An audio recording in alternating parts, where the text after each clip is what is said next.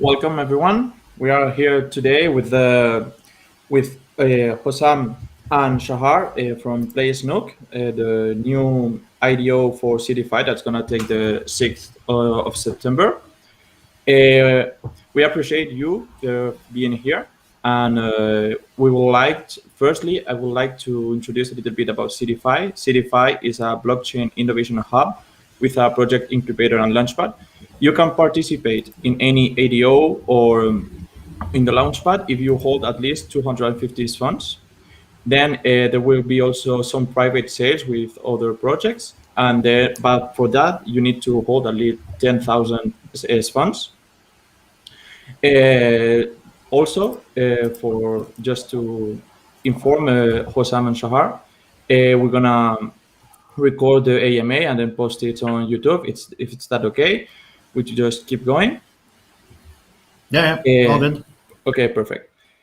You can join the Seedify HODLers on Telegram, Twitter, Reddit, Discord. We will accept everyone there, and we also like if you share the socials with your friends, with your colleagues, or just share it on the social medias. And I think that's everything from our part. If Hosam and Shahar would like to introduce themselves, I'll just give you some minutes. So go on, please. Go ahead, Hosam. Cheers, everyone. My name is Hussam, or on Twitter, crypto analyst. I've been in the crypto space since the last 5 years. I began my journey in 2017, where I just started researching crypto in general, fell in love, and since then, I've been full-time in the space. My core expertise are around economics, marketing. I've been meeting a lot of people in the crypto space, and recently, joined the Snook, and we started building Snook. Okay. Hi, Shahar, everyone. please. Yeah, I am Shahar Lari. Most of my professional experience is in storytelling on the one side and innovation development on the other side. Joined the team, I don't know, it feels like forever now. But mostly my work is around crafting the story, helping with the marketing strategy, and also a little bit with the development of the concept and the game itself. Okay. Now we're gonna start with some questions we prepared. We're gonna do like 15 questions. I don't think they are very difficult, and then the community can ask anything they want, and we will try to answer all their questions. So if there's nothing to add, we're just gonna start. It's okay. So Yeah. okay. Sure. I don't We think can't we can hear hear you. Marcus. Marcus, We he can't- can't hear you. We Sorry. can hear you, Marcus. Can you hear me now? I think it's okay Yeah. now. Yes. I Yeah. still had a mute phone. Welcome everybody. Welcome Hosam. Welcome Shahar. Cheers, I'm cheers. Marcus. I'm together with George tonight for this new AMA again. I'm gonna dive straight into it and talking about Snook here. If I recall my memory, when I saw the first mobile phone that I saw, it was, I believe, a Nokia 3210 or a 3310, which dates back, I think, about 25 years. So I'm a bit older than that. And on that phone, you had a game called Snake. So, and the first time I saw Snook, straight away I had a connection, Snook, Snake. So am I right here, Hosam? If you would have to share with us in a short time what Snook is all about, would you say it's a little bit related or inspired by the Snake from the first Nokia on the market? I would say not the Snake from the Nokia. It's way more advanced. But everybody could relate to Snake because we all grew up playing the game on Nokia back then. But Snook is way more different when it comes to the game. It's not really the Nokia game that you would have remembered. I think you're underestimating how many people have never seen the game. Yeah. And my the first mobile phone that I've ever seen was in 1988. It weighed about 4 kilograms. And it was by Motorola. So and it didn't have Snake on it. No, Motorola didn't have it. I'm not even 25 years old, so I haven't played a lot of the Nokia Marcus is talking about. So I think the phone Shahar is talking about is the one with the mini fridge inside.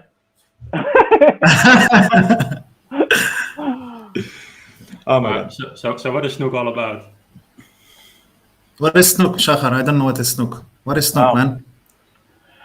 I mean, there is a connection between the game Snake and the game Snook, and it is a sort of an evolution from that early beginning. And even if you didn't play, you kind of know what it is. But I think I mentioned to Hosam one day that it's like Snake in a way, but it's online, it's multiplayer, and it's an NFT game. So basically, comparing it to Snake is like comparing Bruce Banner to the Hulk. It is a lot more powerful. I stopped playing video games and computer games when I was about 14, and I'm 45. And then for a very long time, I didn't play anything. I'm talking about like 30 years. And one of the first games I started, I mean, maybe a little bit here and there, but one of the first games I actually started playing was when I joined Snook. And it's addictive. It's exciting. There are other people around you, so it's not about just not hitting your own tail. It's about not hitting other players. And so there's a lot of strategy, a lot of patience, a lot of skill involved in it. It allows you to basically, for the first time ever, capture your in-game performance in the form of an NFT. So every time you enter the game, you're minting an NFT. The game character is an NFT. And then you start trying to destroy or demolish other players by making them hit you. The minute they hit you, they die. And then there's a certain probability that they would leave one of their traits, one of their features on the map, and then you collect it. And the more traits you collect, first of all, it's more difficult. It means that you survived longer in the game. But if you reach a certain combination of traits, you can unlock a special skin, which is where the real value comes from. And if you exit the game through a certain procedure, meaning there's an exit point, it's in the game and you can get to it. And if you exit the game properly and not die in the middle, then you actually can keep your Snook character and that NFT, and that allows you, that gives you, so you can get rewards from the treasury of the Snook community, and you can also sell that as an NFT asset, etc. All right, you just answered all of the questions. I've got. We will rephrase them. Don't worry. I've got to ask. You said that you challenge other players, like in the same game. Does this compare something to Slither.io? I don't know if you know the game, that it's online, and if it's something like Slither.io, or I don't know, can you compare it to another crypto game or something like that? Is there something similar, and why is Snook better than the other game? Can I take this one as well, please? I would love to answer it, but you know what? You asked nicely. I will give it to you. It is similar to Slither, yes, but the difference, and that's massive, is if you perform well on Slither, you get maybe community cred, maybe you get your name on the top players list, maybe you get some reputation points. But people invest, we don't want to admit it, but thousands of hours in getting really, really good. And since I started, working on this, I get these video ads on Facebook with 8 hours of playing Slither, and you can follow someone for 8 hours, and like thinking about all the people sitting at all their mom's basements, playing this game for thousands of hours, investing so much in this, and in the end, they have very little to show for. And Snook is different in the way that it allows you to monetize that. It allows you for the first time ever to actually translate the investment, the work that you put into something, into the face value of an NFT. And I'm just going to say in brackets here, because maybe we'll touch on it later. It also opens a window to a super important economic principle, and that is that today the value of NFTs is not determined by anything intrinsic inside the NFT. It is determined by external features like marketing and buzz and celebrity status and stuff like that. It's the first time that there is a game, actually any type of NFT application, in which the face value of the NFT is directly related to the performance in the game or to the work or investment that somebody puts into it. And so from an economic perspective, it is, I think, an important application in the NFT market, especially because it's expanding so fast. So that is the comparison that I would make to Slither. If you look at it, like the whole idea of Snook, when we came up with ideas, it wasn't just about building the game. It was about changing the way NFTs today in the market, operate in terms of value. If you look today at all the JPEGs photos, and I'm also playing around in that area, but like the whole value there is determined by buzz, as Shahar mentioned, and as well the bidding war that is happening. What we wanted to bring is a new asset class where the face value of those NFTs that you earn, the special skins, are tied to your skill inside of the game.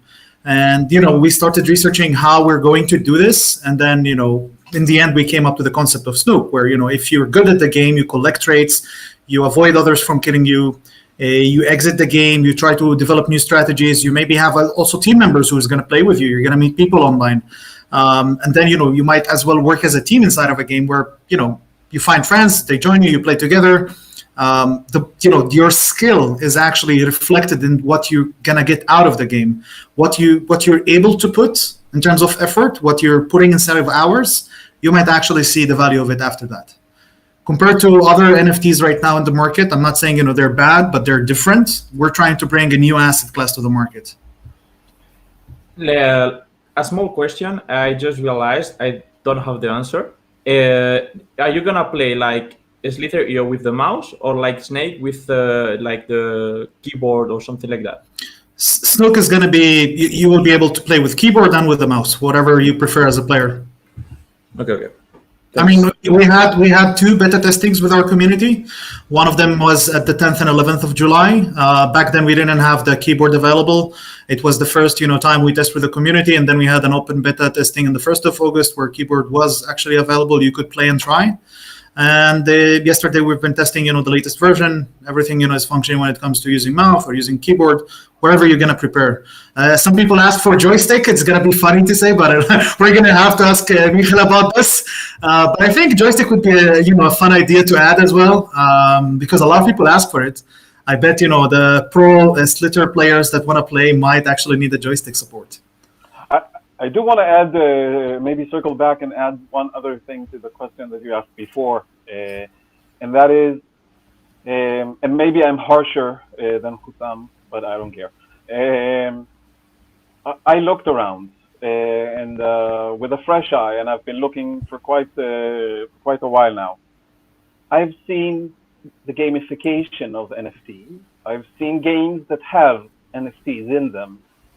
I've seen no game that has a direct proportion between determining the face value of the NFT and the effort, investment, talent, skill, internal attributes of the people working on it. And so for that matter, not only is there no comparable game using this principle, I haven't seen any applications using this principle. I don't remember any game like that. Sure. A friend of mine who's been in the space as well for a long period of time, he went on a hibernate for a few months, and then he came back. He's like, "What's happening with the NFT game?" And I was like, "Yeah, you should probably start digging." And he was digging a lot, and then he came back and he's like, "I haven't seen anything like Snook. Is there anybody building something on that level?" I'm like, right now, no, but I bet that there are a lot of people who are building, but they're in stealth mode, right? Like they're maybe not public yet, or they haven't released such models before, or maybe they're working on it, and it's gonna get out there. But so far, I haven't seen such. Sounds interesting. All right. So would you say that the Snook NFTs are smart NFTs? Well, it's a good one. Do you think Shahar Snook NFTs are smart NFTs? I think it depends on the player. Yeah, we're gonna call them NFTs, to make them smart. But then I don't think it's the NFT itself. I think that in a way, some of the many times innovation in retrospect seems obvious, and like if I go to an audiophile, to the store that sells headphones that are very expensive, and I'm not talking about like just headphones that are a bit heavier and have a lot of marketing, but really serious headphones. So I know that there is experience that I'm paying for. I know that there is great materials in it that I'm paying for. I know that there is investment energy. I'm a physicist by training. There's energy invested in developing this, and they're also making money. That's fine, but there is a reason why this doesn't cost like something that I could buy for $10 on AliExpress. So the understanding that crafting something with value is related to the investment that you put into it. That is an economic principle that is unrelated to the technology behind it. It is a basic economic principle, and it could be applied in other areas as well. It doesn't have to be. I really believe, and this is the economist in me that is speaking. I really believe that it's just a matter of time before the bubble will kind of contract a little bit. Hype around things that don't really have intrinsic value will disappear, and people will start investing in things that reflect true rarity and true value that is being created. That doesn't make them smart or dumb. It makes people like Hussam and Michael, who's not here, visionaries that actually see the market and understand that this technology needs to be applied in a certain way. That's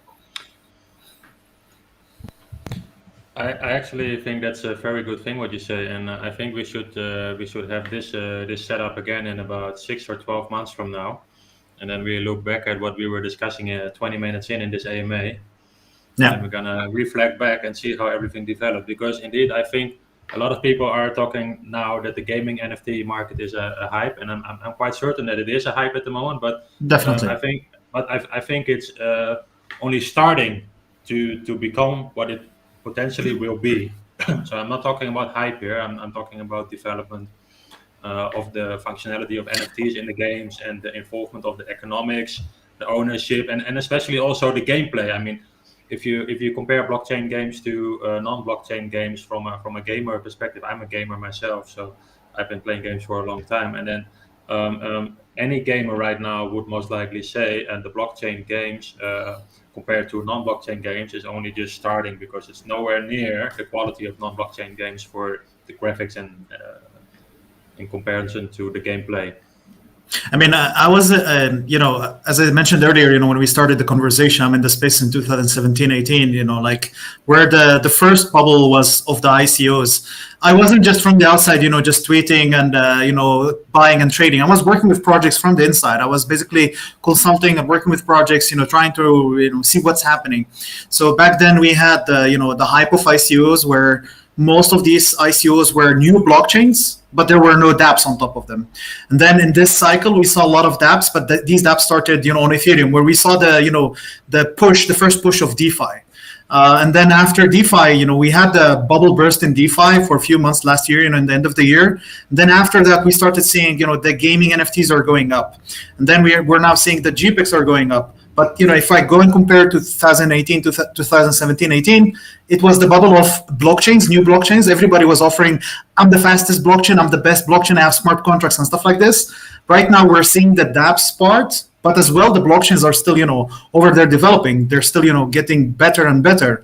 But now we see all the hype and all the sales that are happening are around, new dApps that are going up. And there's like two niche right now. Like you have the NFT gaming, you have the JPEGs, and then you have as well the DeFi. But DeFi, kind of like lost a little bit of the hype if you see it from the social aspect. Rather, if you're inside in the DeFi, you see that it's still on fire. There's a lot of things happening, a lot of interesting stuff. Yeah. All right, cool. Let's move on to the game Snook. So because Snook is offering a few gaming modes, basically gaming styles, and I believe the two main ones are the challenge mode and the tournament mode.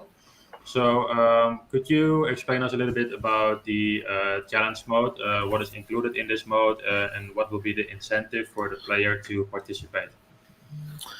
I would say the challenge mode, let's leave it aside because the challenge mode is not going to be launched very soon when we're going live. The tournament mode is gonna, like, we're aiming to launch the tournament modes within like 2 months after the mainnet. If you look at Snook right now, like, it's a multiplayer game where you enter the map, you play against other players inside of the map. The tournament part of it is let's say a critical part of the whole economy, where we use the tournaments to bring people to fight together, as well for a prize pool. As well, it's a marketing strategy, where we bring people to compete on a prize pool. The first few months of the game, people are gonna just start preparing and training to get special skins to find themselves around it. If we look at what's happening, in terms of the economics of Snook and how tournaments are related to it. So to play Snook, you have to mint your character. To mint your character, you have to pay a minting fee of $0.25. You get your Snook. Your Snook has one random trait. A trait, is a pattern or a color, or a pattern, color, or a wearable. Once you enter the game, you play against other players. If somebody, as Shahar mentioned, if somebody hit your buddy, they die. If you hit somebody else's buddy, you die. If somebody die on the map, there's a probability of a trait to drops. If your Snook consumed that trait, your visual inside of the game will change. Basically, if your color that you entered with was purple, it's going to change to red. Once you extract your Snook outside of the game, if you collect traits and killed others, your NFT card outside of the game is gonna as well change the visual, something that I haven't seen actually in any NFTs game right now. So like, you enter, your Snook card is green with only maybe one color red. You enter the game, you played, you collected 3 traits, you exit the game, your NFT card now have different elements that were added to it, whichever traits you consumed. Now, down the road, when you look at the rewards, okay, what do you get out of it? Why is it so interesting? So if somebody dies inside of the game, their NFT is burned within 1 hour. Means they have 1 hour to decide to resurrect their NFT. Now, the NFT died means the NFT is gonna get burned within 1 hour. If you wanna resurrect your Snook, bring it back to life, you have to pay basically a resurrection fee. The resurrection fee is determined by a formula that we basically developed where, if you resurrect your Snook more times, you're going to have to pay a higher fee. If you have more traits, you're going to have to as well, like the amounts of traits that you have also are inside of the formula. And there's one more element that is important in the resurrection. You also get a penalty. So if you die and you decide to resurrect it, you're going to lose 1 random trait as well from the game. Can I interject for just half a sec? Yeah. Because Hosam mentioned a couple of fees, right? So you pay 25 cents to mint your Snook, and there's a fee if you want to resurrect. And I think this is where we can tie it back, or even if we talk about the tournaments that will come in the future, or the challenge mode. Yeah, sorry. So the idea is that these fees are not going into our pocket. These fees are going into the treasury, of which 98.5% is actually spent back on the community. So this is where we get the prizes for the tournament. This is where we get rewards for people for Snooks with special skins. This is where, so literally almost everything that is invested in the game goes back to the community. And then, so to your question, challenges, yes, it could be one-on-one, we can decide to play one against the other. Tournaments, it's just like any other tournament, and we will have those in a couple of months. But the idea is that we're creating a sustainable economy in which the community itself is funding the community itself, and it's kind of a meritocracy, because if you're good, then you are rewarded for your performance and for what you're doing, either in terms. By the way, in order to be invited to these type of events, to the tournament, so there's there's going to be a selection. So if you have special skins, like 30% of the people with special skins would get invitations to the tournament. So we're creating an environment in which people can kind of equally participate and demonstrate their ability, and if they're good, they'll increase the value of their NFT and make money.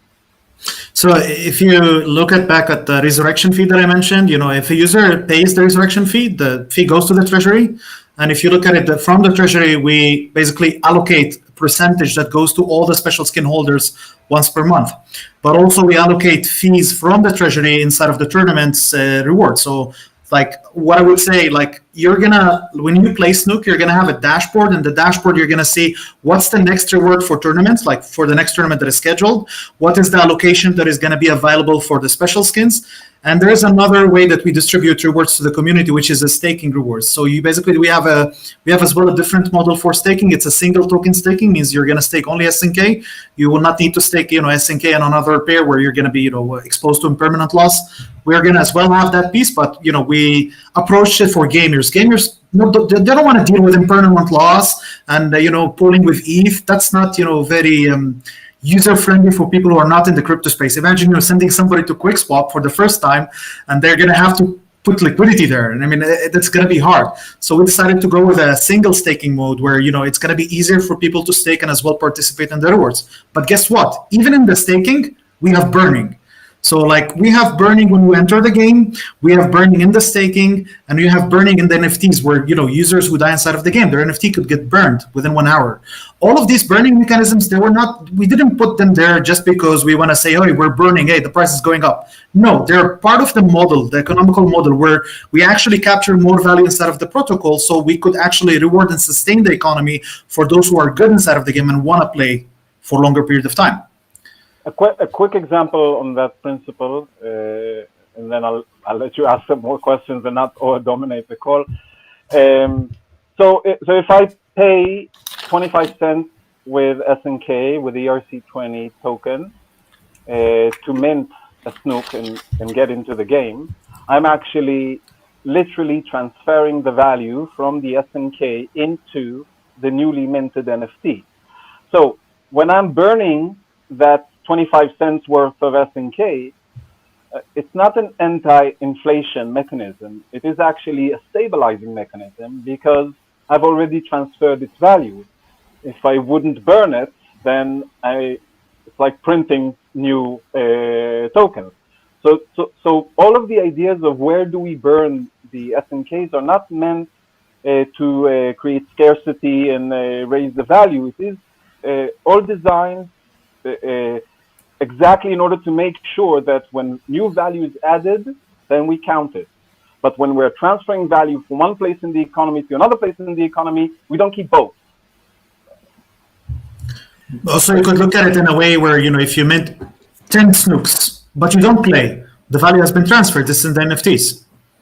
Even if you're not playing, they're there. You talk about the Snooks NFTs, like 10 Snook NFTs. I want to share with all the viewers. We are doing a giveaway of 5 Snook NFTs for, if I remember correctly, 100 people. For the first 100 people that join the form, we will post it on the live chat. So please go and fill the form. So you will earn 5 Snook NFTs for free. So just for being here in the AMA. And the 5th person of the call will put it on the chat. So we just keep going, and you will just have to watch and be aware. Just for those who filled up the form, just to a note, you're not gonna get those NFTs right now, like this day, but you're gonna get them very soon when we open the basically Snook Genesis event. Just stay tuned, follow us, and then you will know when you will be able to claim those. Yeah, so for everyone that's watching, if you have any friends to join the AMA, you better invite them fast, because if there's any Snooks left after this AMA, because you guys didn't claim them, then George and I are going to divide them. Hey, me too. I want as well some. Okay, let's continue. So don't worry talking too much, by the way, Hosam and Shahar, because the people are here to listen to you, not to us. You also answer a question we were gonna ask afterwards, so it's okay. About the game, I wanna ask a thing. You talk about motivation to play, and you mentioned something about Dunning-Kruger effect. I don't really know what is that about. Could you tell us a little bit? Yeah. Shahar's the master. Well, I should say that the Dunning-Kruger effect is well known. I don't think that it is proven as a psychological theory. It is a principle that has been known for a long time, and there are different ways of phrasing it. Sometimes people say that the Dunning-Kruger effect is the fact that dumb people think that they're not dumb. I think that's a very crude definition of the Dunning-Kruger effect. I think the actual effect, at least the way I've read about it, is all people actually. I'll try to give it some framing. 20 years ago, I studied mathematics at university. And until that time, I thought I was a pretty smart guy. And then I started studying mathematics in university. And I remember leaving the first class of calculus and telling myself, I swear to God, I literally said that to myself in my head. Shahar, you're not the most stupid person in the room. Because that's what I felt. Because there were 14-year-old kids sitting in the front line, and I couldn't understand their questions. So, I really felt, so everything is relative. And in every type of environment or group that you're in, there are people that are more capable and people that are less capable. But in a given group, the tendency of less capable people is to overestimate their ability. The reason for that is two factors. One, people tend to overestimate their own ability. So they think, I'm a good poker player. I can sit with these sharks and I'll do fine. And the expression, if you don't know who the sucker in the game is in the first 5 minutes, it's you.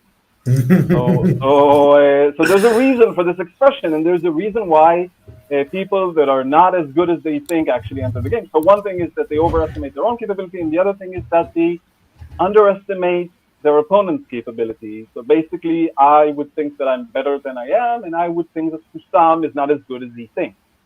And that provides adrenaline and fuel into the game, because every game needs a little bit of foot soldiers. Somebody needs to die in order for somebody else to earn some money. And people with inflated or exaggerated appreciation of their own skills and ability are required for this game to actually work. So basically, it's a well-known principle. If you ask 100 people who think they are above average drivers, usually about 80 people raise their hands. Statistically lower than that. So this is the type. So in this game, it means that if I have 1,000 players playing, not everybody is going to be, with the best NFTs, best performance, collecting the best special skins and getting the best rewards. There's going to be a fairly small number of people in the group that are going to be able to do that. There's going to be a fairly large set of people in the group that are still going to collect traits and maybe even, increase the value of their NFTs. But I'm not sure that their NFT will be worth $100,000. Maybe it will be worth $100. It's not too bad. I mean, comparing it for today, in which all you get is nothing. So, and there's going to be a group of people that are arrogant and not very good. And they will leave at a certain point. They're not going to stay. The sustainable ecosystem would only exist if a certain layer of people, just like, by the way, in a capitalist economy, a certain level of people are going to enjoy most of the benefits and most of the rewards. But by the way, they can't outsource it.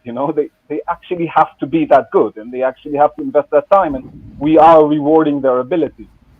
So that's the. Otherwise, if this wasn't the case and every person was as rational as Spock, then what would happen is that people would go into the game, realize quite quickly that they're not going to be, the top players in the game, so they're not going to make a lot of money, and then they won't play.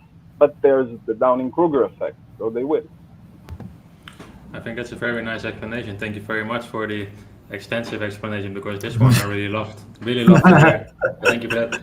And also, when there's anyone from the community in the future going to complain about rewards or anything related to that, I'm going to point them to minute 35 in this AMA.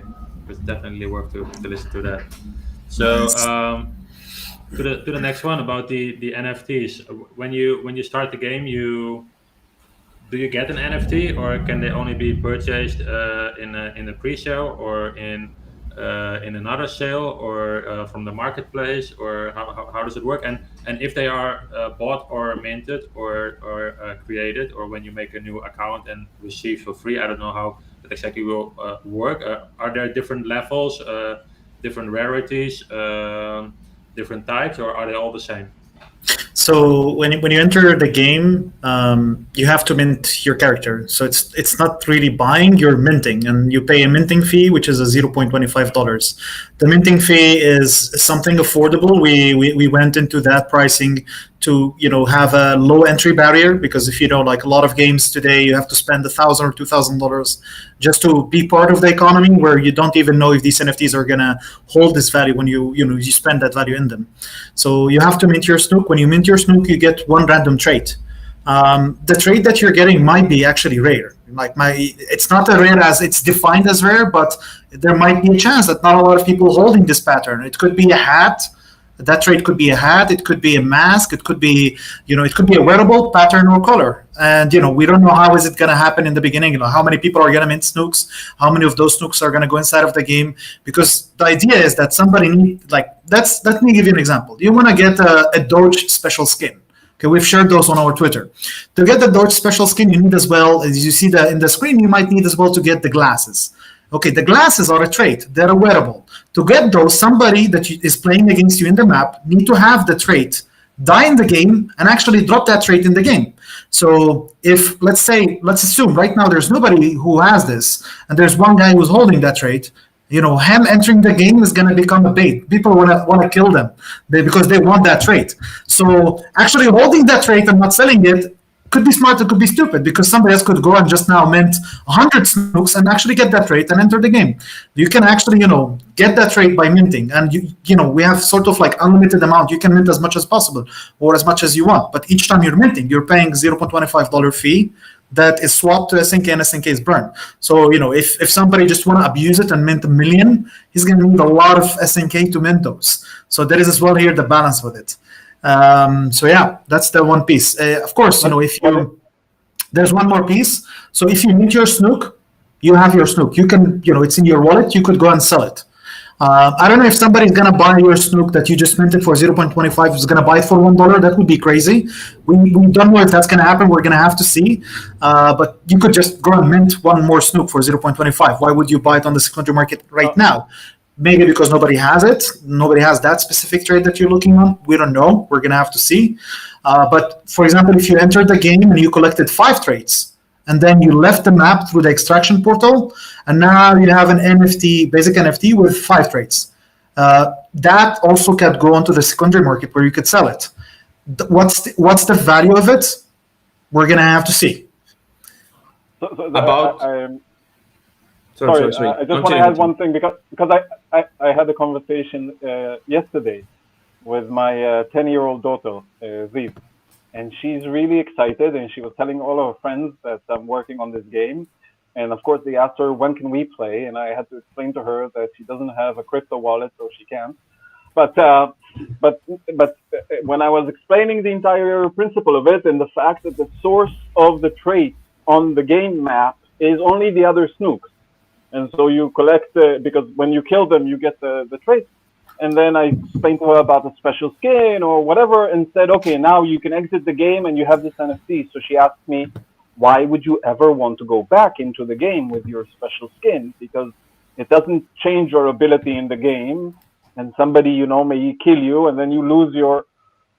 And I told her, yeah, it really depends on the style of the player. I am very much like you. I'm thinking to myself, holy shit, I have it.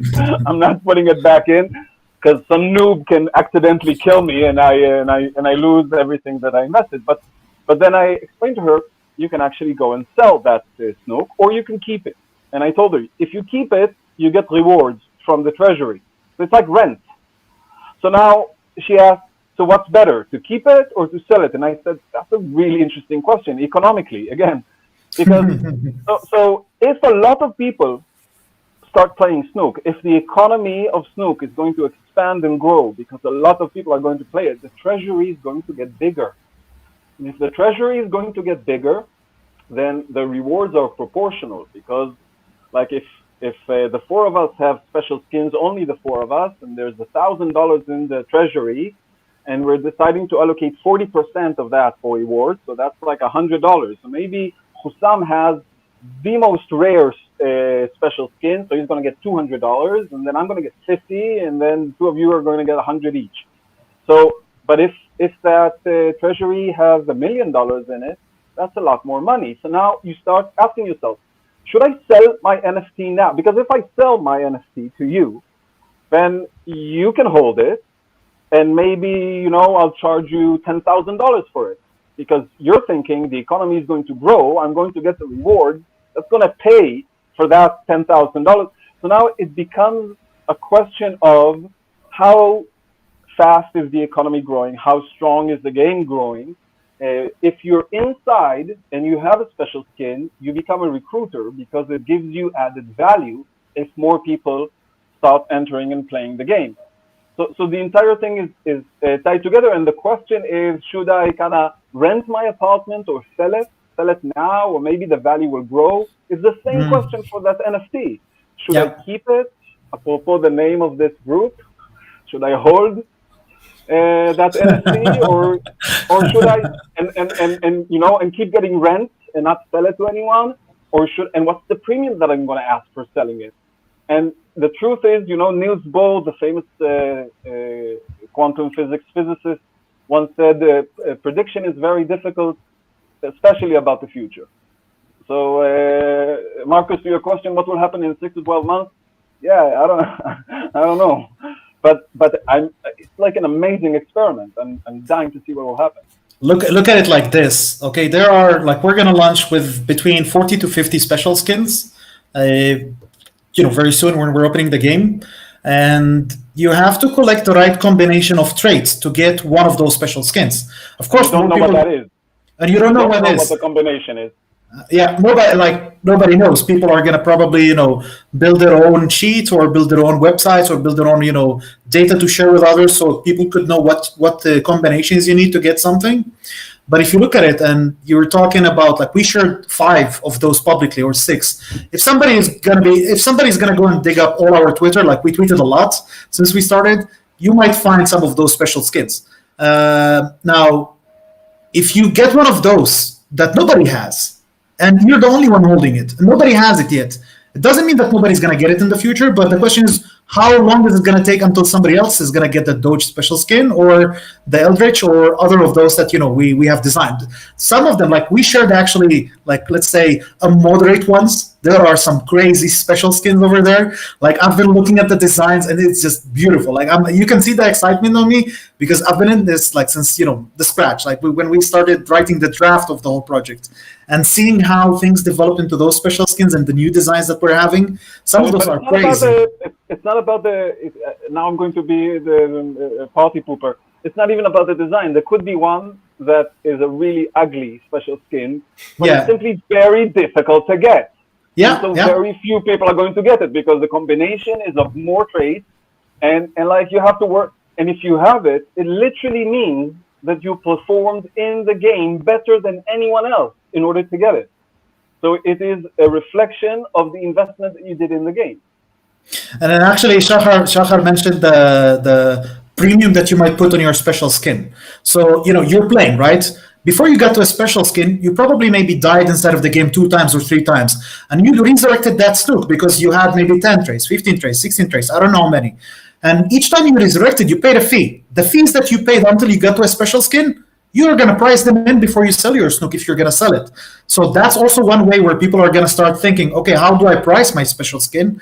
Because the special skin, we give you the rewards that we give to the special skins determine the face value that we put on it. Okay, the system, the reward engine determine the face value. But on top of the face value, you're going to add how many times you paid resurrection fees. And besides that, the hours and the times and a lot of it. Yeah, exactly. It goes back to the principle of nobody gets good overnight. There is the famous book Outliers that talks about the 10,000 hours. So even if you're talented in something, it takes around 10,000 hours of practice in order to become a master. And so when somebody invests a lot of time and gets better at something, then the value of that something is directly related to the years of investment. I understand. I have one question about all these NFT things. Also, I've read some questions about it. All those traits, the Snooks have different traits. Are those traits going to help you like win or no? Like, or it's just skins like in I don't know, a Fortnite game or something like that. Yeah. So you're because I wanted to mention that, so that's it's a good opportunity. So first of all, a couple of basic things. When you are inside the game, the minute you start, the moment you appear on the map of the game, you are small. Your Snook is small, and then you start eating orbs. These kind of round things on the game map. This is not traits, and those orbs make you bigger and longer. And the more you eat and avoid other Snooks, you get bigger and longer. And then the bigger you are, the easier it is for you to kill other Snooks and maybe kind of trap them. So you start collecting traits, and you start, becoming, your Snook becomes more valuable. And then say at a certain point, you got a lot of traits and you decide to exit the game. So there's a certain way of exiting the game, and you are able to exit the game. If you return back into the game with the same Snook, yeah, it becomes small again, because what it keeps is the traits, the special skin, the different traits that you collected, but not the length or the size of it, because otherwise, if I would also keep the length of it, then it would give an unfair advantage to certain players in the game. They would dominate the game completely, and we wouldn't be able to play. So first of all, I would just want to make sure that it's clear. Each game session, you start at the same point. If you're good, actually, in order to survive the first minutes of the game, you don't have to be good. You have to be average. You can survive. That's not a problem, and you grow quite quickly in the beginning, so you get a reasonable size. So that's the first thing that I just wanted to make sure that it's clear. The second thing is there's a long debate about whether or not special skins, not only in Snook, but in other games, change the performance of your Snook. The short answer is they do not. Okay, one more thing that to mention. When you get a special skin, it has a 0 rarity, basically. So for every special skin, there's a rarity score as well. So if you look at the rarity score, special skins has a rarity score of 0 star, 1 star, 2 star, 3 stars. The incentive for you to go back with that special skin inside of the game is to get higher rarity score. Because there could be 5 Doge special skins in the market, or 10 or 20, but if there's only one with one rarity star special, like the Doge special skin with rarity star of 1, then the rarity score is higher. The proportion you get from the special, so the special skin rewards that you get are higher than others proportionally. So the incentive, because a lot of people actually also ask, like, what's the incentive then to go back and play with my special skin? Well, the incentive is to get higher rarity score. It's of course scary to go back in, but if you're the only one with the 1 star, or if you're the only one with 2 stars or 3 stars, that basically, 1, give you more rewards from the pool that we give for special skin. 2, you're the only one holding such special skin, or could there's another incentive, I think, personally, from a psychological point of view. And it kind of maybe reminds us a little bit of the Kruger effect. People sometimes want to show off. No other reason, that's true. That's true. That's completely true. People just want to say, fuck it, I'll go in with a super rare NFT, 3-star general, there's only no upside, only downside for reintroducing into the game. I'll do it, and I'll show everybody that I can. And very rarely they hold on, to that promise. And if they actually got that Snook, they're probably quite capable. And we all hate the people that are both arrogant and capable, but they exist. Okay, I think we're gonna do like one question about NFT, and then we can go to next part, because I don't know how many time are you available to start answering question, but I think we're gonna ask one question about the NFTs. You talk about resurrection, and each time you resurrect, it's gonna be more expensive. If you transfer your NFT after being resurrected like twice, the new guy or who has the NFT will have to pay the fee like the third time or for the first time? Ooh.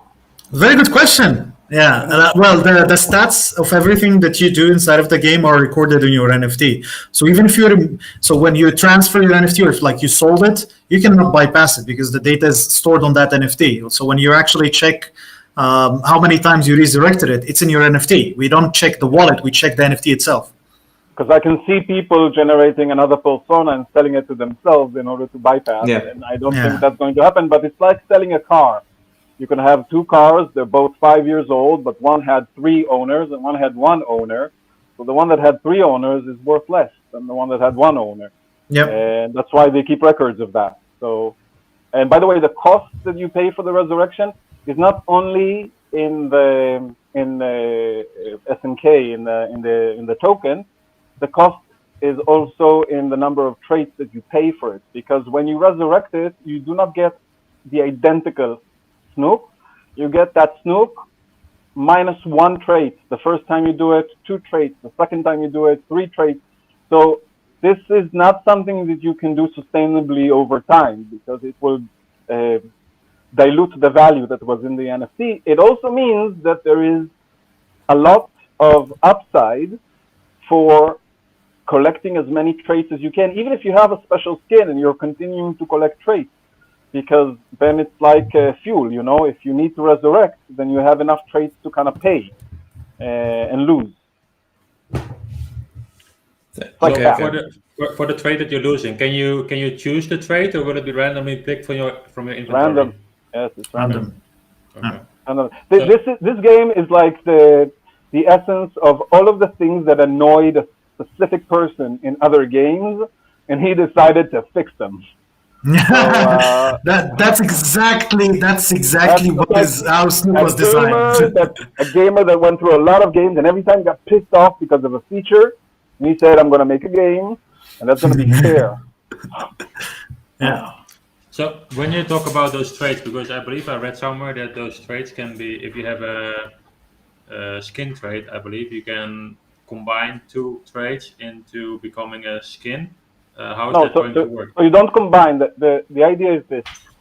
There is a formula that is not open to the public, and it means that certain combinations of traits, the minute you have that combination of traits, that you've collected these traits, you kind of unlock, like it's like a magic. You become that special skin.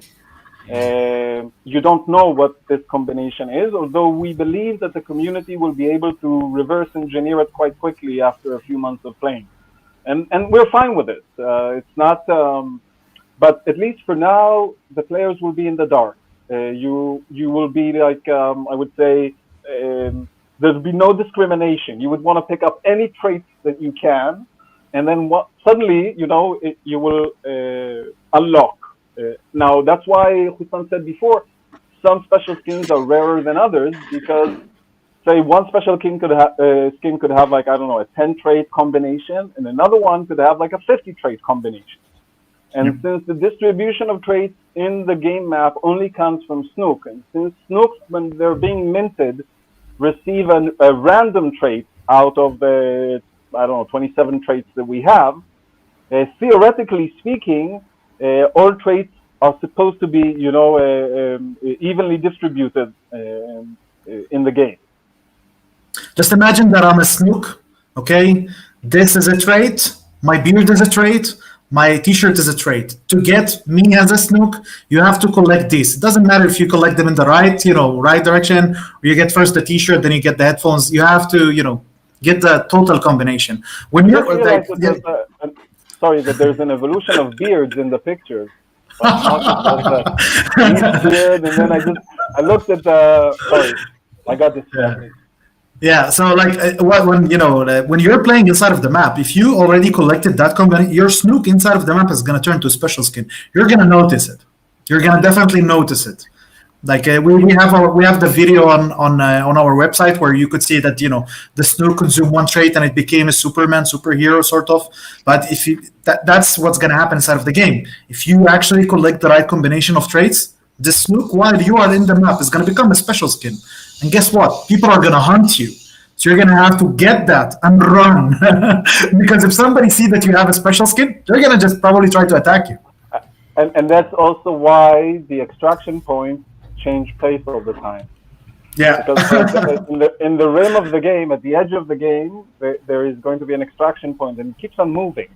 And the reason it randomly appears in different places is otherwise people would kind of, ambush it, just wait there for players trying to exit because they just got a special skin or collected something. So we're moving it around. Okay, cool. Thank you. So actually, I want to ask one more question, which is about the tokenomics, and then we're just gonna move on to the public because we're almost in for 1 hour. Yep. So I'm just gonna ask one question, which is basically simple about the tokenomics, because Snook, for as far as I know, is going to be on Polygon. Just one question: how will players, if it's gonna happen, how will they have to deal with Ethereum? If they have to deal with Ethereum, is there any way that they have to deal with Ethereum, or is it going to be all off Ethereum for them and a whole Polygon experience? All of it on Polygon. So the game is built on Polygon. We have a bridge between L1 and L2, just in case, I don't know, maybe in a few years, Ethereum does scale and Ethereum more stable or whatever happens. We have to be ready for whatever scenario. But the game is fully going to run on Polygon. All the elements of the game are on Polygon. The game is not running on Ethereum, so if you want to play, you have to have some Matic for transaction fees. And I think one Matic is going to be enough for you to play with it for, I don't know how many times, a lot of times. The fees were, if you check the fees, we've been minting and doing stuff, the fees are, they're neglectable at this stage. Yeah, so, fractions of a cent. It was really nothing. Yeah. Last time I used Polygon, I couldn't find the number. It shows me 0.00. Yeah. I have 0.000 something Matic, and I'm still playing, and nothing changes to that. Yeah. So, but because you say you are preparing for a future potential on layer 1, for example, when Ethereum 2.0 comes in, let's say, does that mean that from the start you're also going to have a liquidity pool on Ethereum, or no? No. We don't have any incentive to have liquidity pool on Ethereum. Actually, going back to tokenomics, the liquidity pool is going to be used for our game in the future. So what we want to achieve at some point, where if you want to play, let's say if I'm talking about mainstream, Snook mainstream, what do we need to take Snook to mainstream? We need mobile apps, which is something we're working on. Is going to be available within 3 to 6 months after we launch on mainnet. Then we need payment gateways where people who don't know how to buy Matic and how to do things would be able to buy with debit cards and top up their wallets and play. So if you look at the liquidity pool is going to be used to actually provide liquidity for those who want to buy and play. Having tokens on exchanges is nice, but it's for trading. It doesn't contribute to the game itself directly in terms of economics. It contributes to exposure, more liquidity for trading, but it doesn't contribute per se for the game itself and how you play the game, or how we scale in terms of people who are going to come and play. This is why the liquidity pool focus. We're not interested in promoting financial instruments. This is not the purpose of this project. We understand that financial instruments are sometimes derived, no pun intended, from tokens, but that's not why we're here. Yeah, the liquidity pool is definitely going to be in Polygon. We don't have any. There's no reason for us to put it on Ethereum. Okay. People always complain about fees and think about that. Also, some people like me can't play a lot of games on the crypto world because it's quite expensive. So, for example, before joining a game, an official game, a tournament game, or something like that, are you gonna create a free-to-play or training mode where you don't have to own the NFT, or you own the NFT but you don't lose it if you die?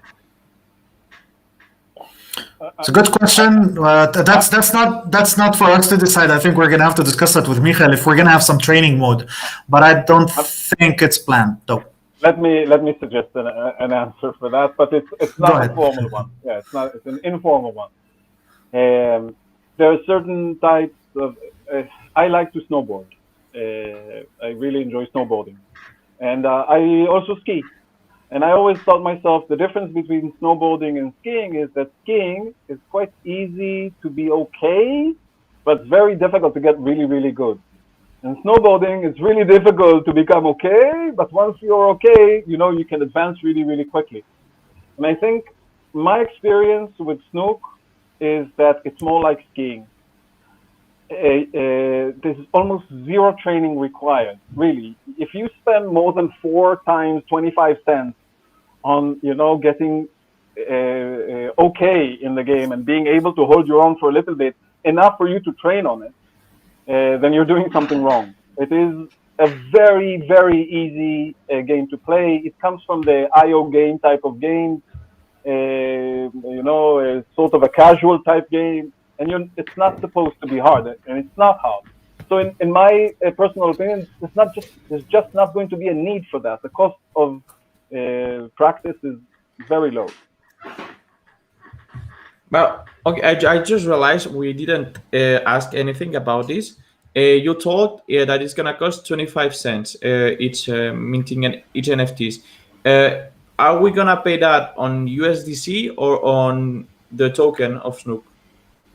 The minting fee is paid right now with SNK, with our token, but the value is determined per USDC. So when you're minting, we check, for example, we make a call, we check what's the value of SNK right now. And let's say if SNK $1, okay, then to mint a Snook, you need $0.25, means you need to pay $0.25. And you will pay in SNK 0.25. There'll be no inflation. The cost is pegged. Okay. Yeah. There's no inflation other than the US dollar.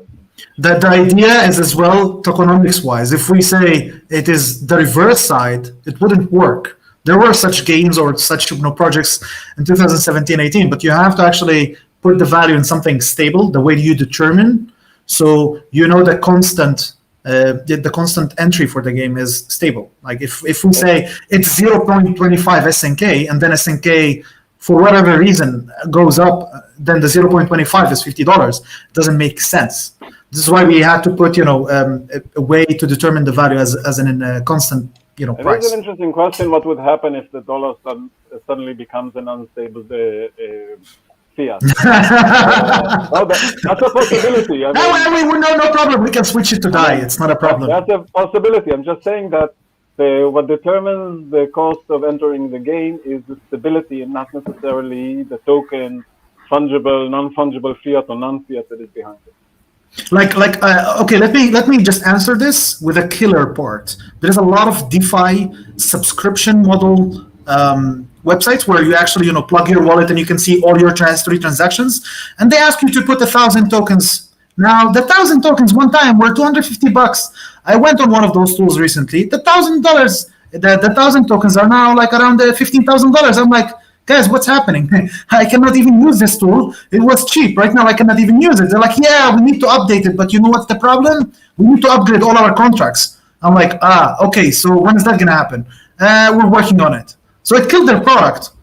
It's funny, but it happened to a lot of these products where they say, yeah, it's one token to enter the game. I'm like, yeah, but now one token is $1. When one token is $1,000, how do I enter the game? It's the same if you look at, there's a lot of games out there that, the entry barrier is very high. We cannot have this, and it's not fair for everybody. As Michael said, the person who designed the game put everything that he hated about games, put it on a list, and he's like, I'm going to take all of them and make it as fair as possible. Exactly. We're looking for things that annoy people when they play, and we challenge you to find them in Snook, and we'll show you how we solve them, because we were very thorough. We wanted to create a game for gamers. Okay, that's good. That's cool. All right, thank you.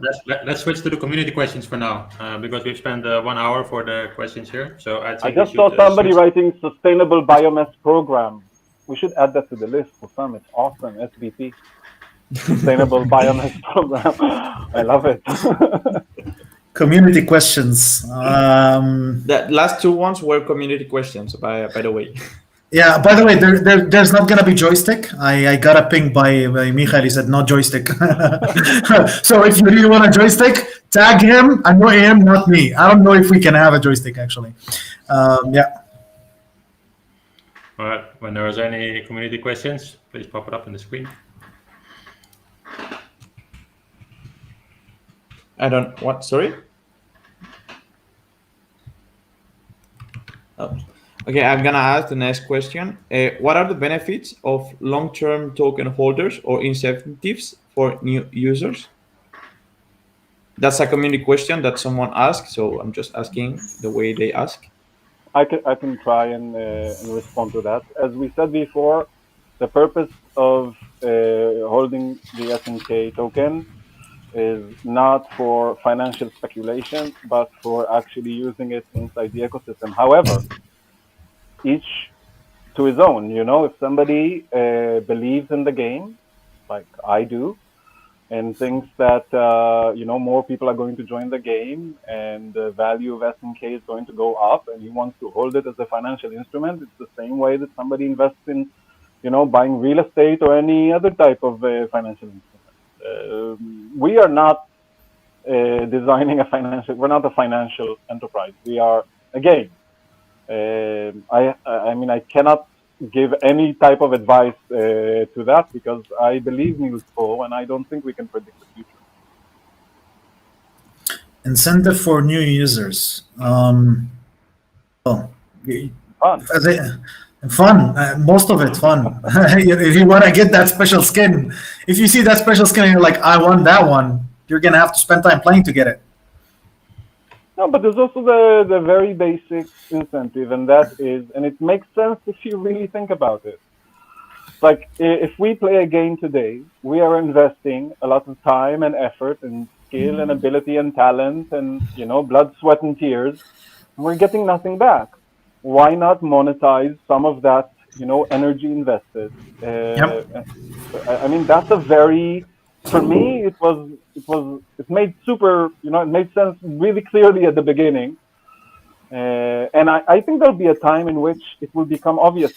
It reminds me of an example. A few years ago, I came across this small Israeli company. Now almost all of the credit cards are doing it, called Cashback, which basically said that if you use your credit card at specific stores, you get like 0.5% back into your account, like something really small.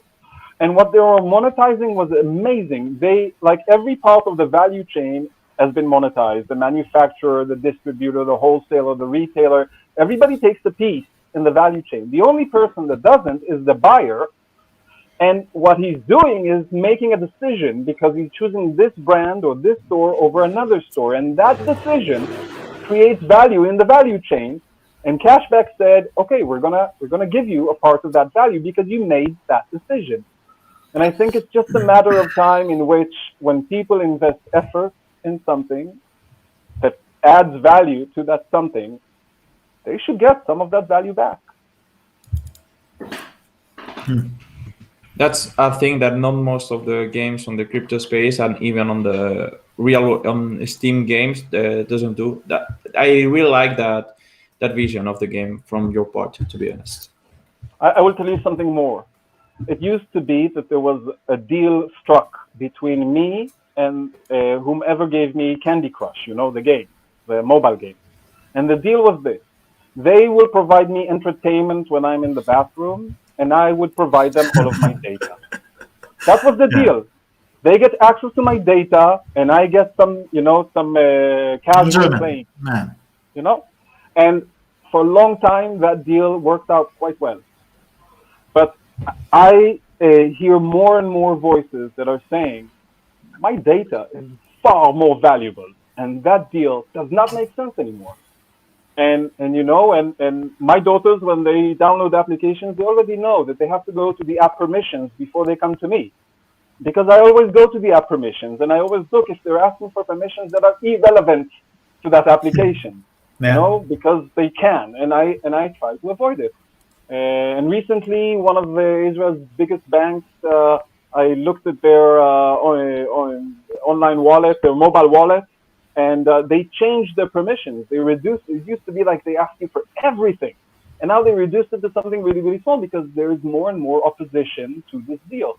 So now we're taking it a step forward, and we're saying, okay, not only are we not making this deal, but we think that 98%, 98 and something percent of whatever we accrue inside the treasury should go back to the players to reward them for the time and effort and talent. Yep. It's as simple as that. And I believe that this will become standard. It's sustainable, it makes sense, and it's just.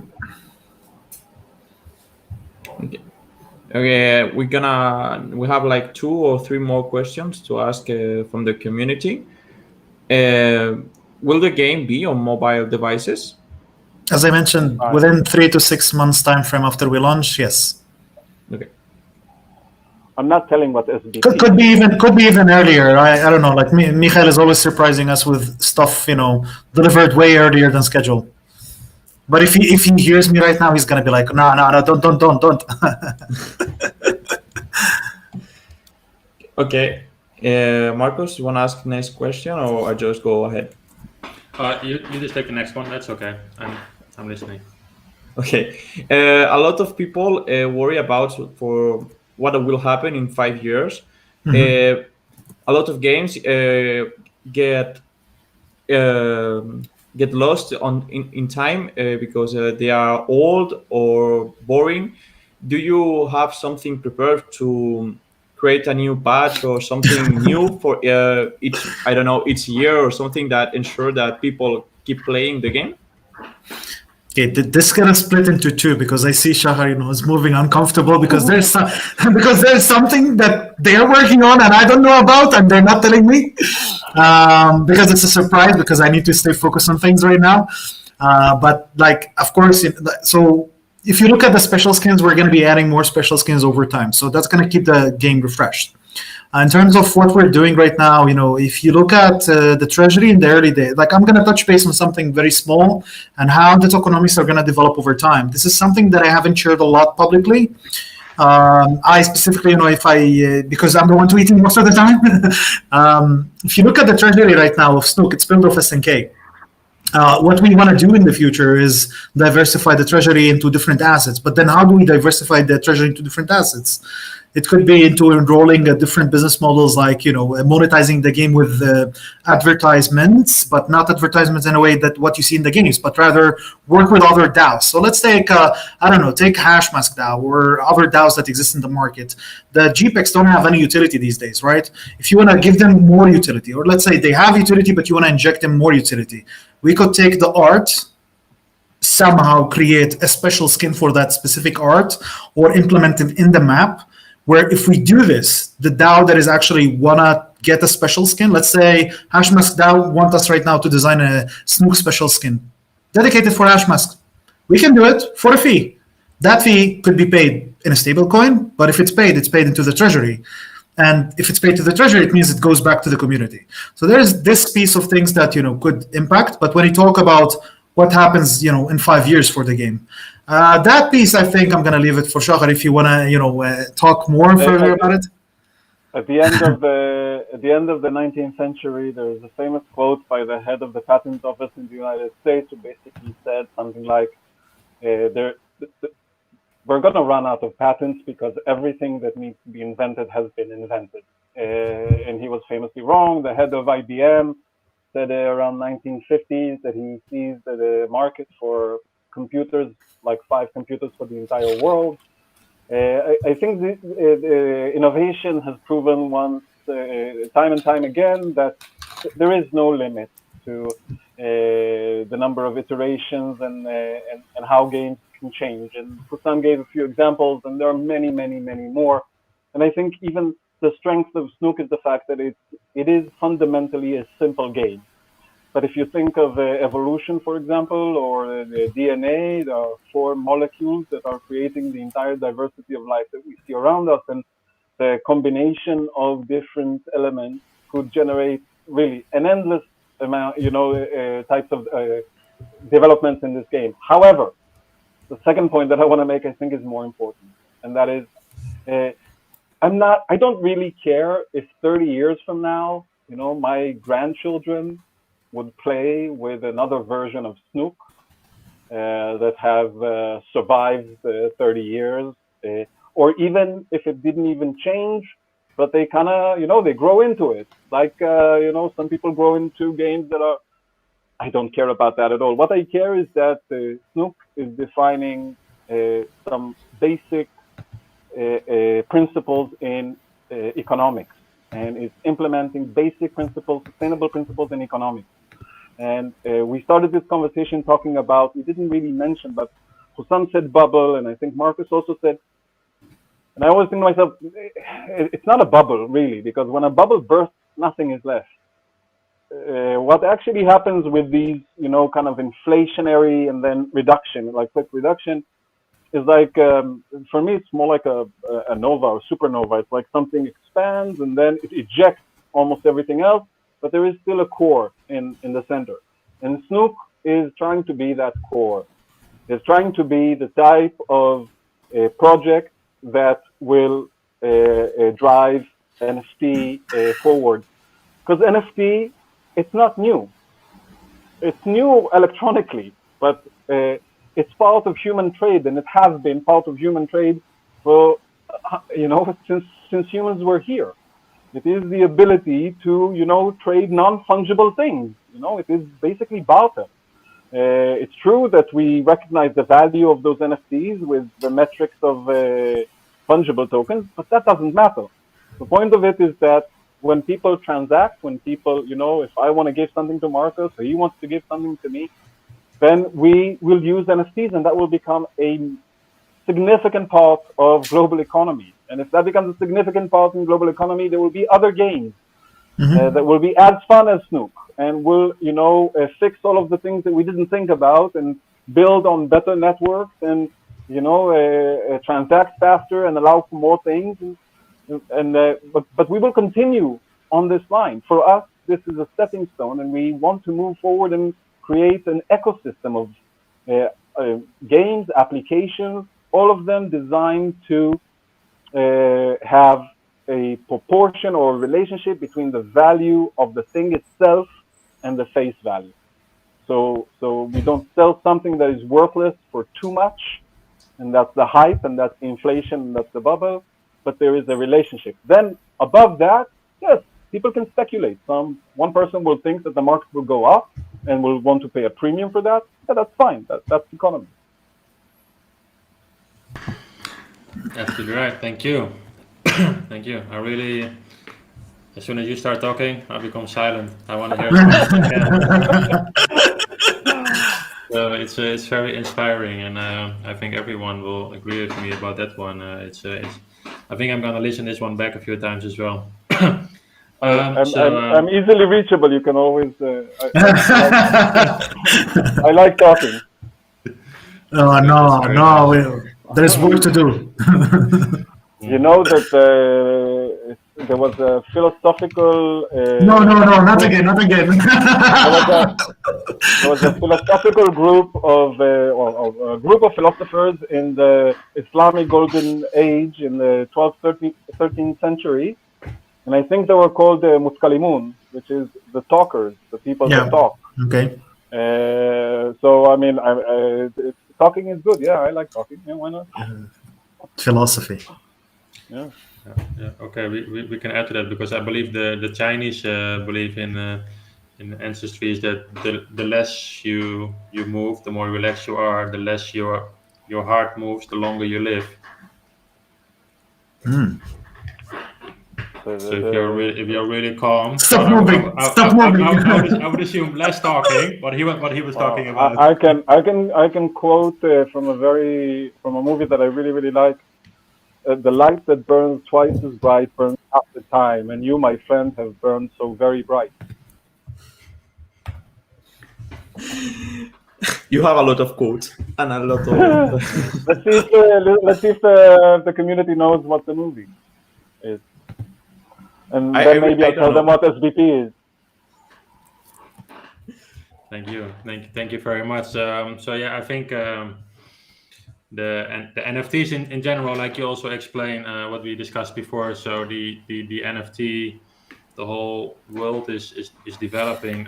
Like I said before, I'm a gamer myself, so I can see the value in NFTs because I have played a lot of games a long time ago. I have also invested. I would rather say wasted a lot of money really wasted a lot of money because those games I'm not playing them anymore, and you can't take it out, and that's the main thing. So the main thing that's making NFTs so big in gaming, and that's also why I personally believe that it's gonna stay important in the whole gaming market, is because it allows developers, players to bring NFTs to games, to hold NFTs in games, and it's even possible to allow those NFTs to be exported from those games into a newly developed game where these NFTs can be used again. Definitely. And by the way, I would add to that these NFTs that we're talking about are directly connected to who you are as a gamer. Because it's one thing to collect rewards, as NFTs inside the game. And it's another thing to collect memories and experiences that are actually embedded into that NFT, into that special skin. And that fusion is, I think, what makes Snook so special. Yeah, exactly. I think it's gonna be great. Thank you, Hosam and Shahar. Do you guys like to add some last words to this AMA tonight? Like something that you really feel like, I wish I said that, or I feel I missed out on something when you asked the question? Nah, I'm gonna just say follow Twitter with notifications on, because we're gonna fire up very soon, and you wanna see what we're basically bringing to the market. It's a lot of exciting times. Like for us, we've been working since March almost. Like imagine, it all started with a phone call, and right now we're, as a founding team, we're seeing how things are just, coming to life. So if you follow us on Twitter, just turn the notifications on, because you don't want to miss. We're not spamming. We don't tweet 100 times a day. If you don't like Twitter, then just get into our Telegram announcement channels. We also try not to put 100 messages per day or pin messages every 5 minutes. Just stay tuned. We're rolling out slowly with things. We don't want to give all the information in one hit. So just stay tuned, be patient, and yeah. I want to respond to Let Genic Play that said you could say to sell part of you if you sell an NFT, and I think to myself, better than to sell a kidney. Tokenize your kidney. God forbid. Cool. All right, do you want to add something to this, George? No, it's just I really enjoyed this AMA. You looked very cool and very talkative. I think everyone loved it. It was a little bit different from the other AMAs. You look like very friendly, like very I don't know what's the. We are very friendly. What do you mean we look? That's what I mean. I was looking for a word, but it doesn't come to my mind in English. So I think I know the word. Very professional, you mean? Yeah, true. Yeah, you're very professional. I prefer AMAs like that. So we just talk, and people love to hear us. We're gonna start doing Twitter Spaces very soon, I think. I mean, I've been looking at the Twitter Spaces button for a few times. I'm like, I want to just hit that and get into Twitter Spaces and just start conversation, because it's actually really cool to have this open space where you can chat. AMA with just sending question and answers just gets boring. We wanted to have more of a conversation. Yeah. Cool. Exactly. It's a pleasure to be here, guys. Thank you. Thanks a lot. Thank you for your time. Thank you, George, for being here. Cheers. Everyone for watching. Thumbs if up. you haven't hit the button, hit the like button. Thumbs up. And follow Snook everywhere you go. Great. Cheers. All right. Thank you, everyone. Bye-bye. Bye-bye. Bye-bye. Bye-bye.